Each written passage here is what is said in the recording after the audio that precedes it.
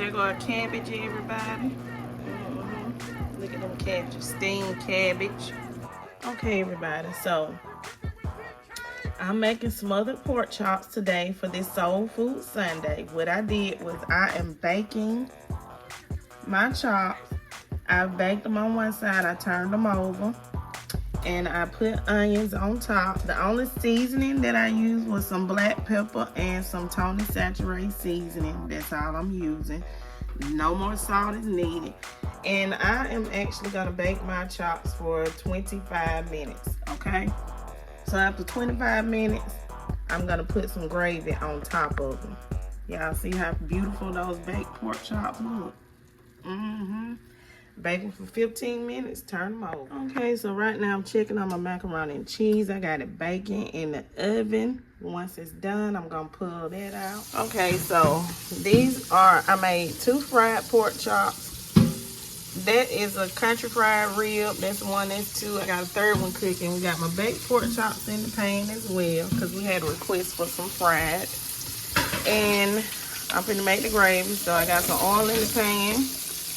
And I got a large onion cut up. This is my baked macaroni and cheese, y'all. If you want to see it, let me lift it up. It's hot, fresh out the oven, so it gotta sit. Y'all know how that goes. I know I didn't use an egg, but this is my pan of baked macaroni and cheese, y'all. Okay. So I cooked my onions down some to their translucent. Now I'm gonna add in about 1/3 and 1/4 cup of flour because I want a lot of gravy, y'all. Or if you're making a small amount, use about 2 tablespoons to 3 teaspoons. I gotta make a big old pan of gravy, y'all. Okay. Now to this, I'm gonna go ahead and add a little black pepper to the flour part. Yes, add it to your flour part when you start cooking. Not a lot of salt, but your black pepper is needed. So I'm going to tell you what I'll honestly use 2 teaspoons of black pepper to 3. Just depends on how much your gravy you make. Use whatever type of salt you would like to use, whatever type of salt. Allow this to cook until your gravy turns, well, your roux, the base of your gravy, starts to turn brown. You want a dark brown color. Okay, so I'm gonna use some beef broth to pour in here for my gravy. For my liquid, you can use plain water after you cook your roux. And because I'm cooking a lot, I'm using a lot of beef broth. So this is a whole container of beef broth. I'm making a mess today, y'all. That's it. Can y'all see it? That's how many ounces. Pour your gravy over the top of your meat in the pan like I did.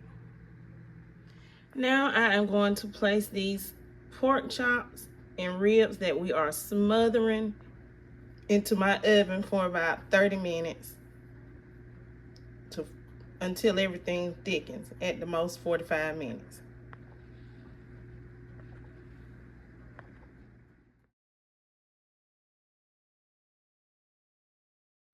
Okay, bacon is done. Cabbage going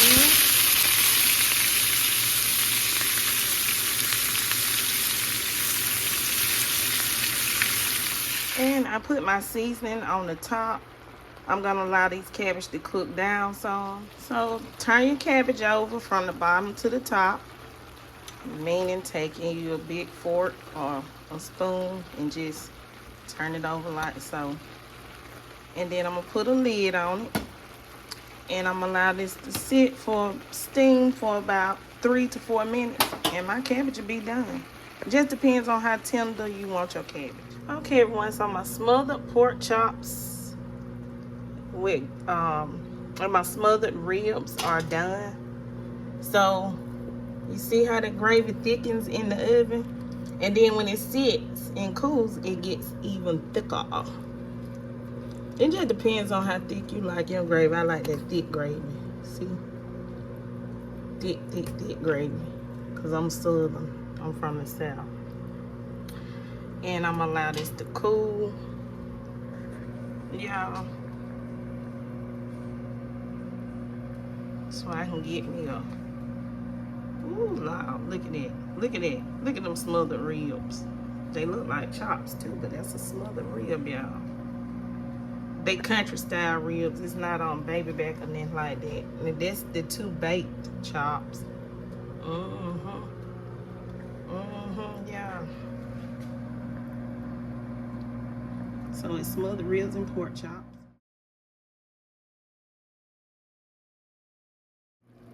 There go our cabbage, everybody.